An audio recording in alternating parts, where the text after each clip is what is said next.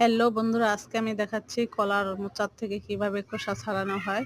তো প্রথমে একটা ছাড়ালাম, তো সেটা খুলে গেল। তারপরে দেখো আস্তে আস্তে একটা একটা এভাবে ছাড়িয়ে নিবে।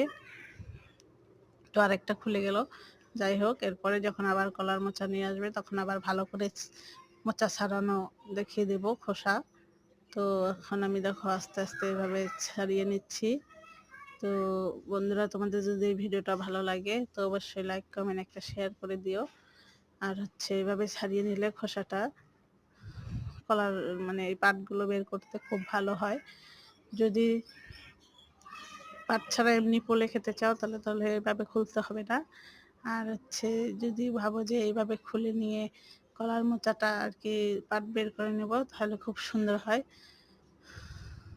তো যদি ভালো লাগে, দেখো কত সুন্দর হয়েছে। তো অবশ্যই একটা লাইক কমেন্ট শেয়ার করে দিও।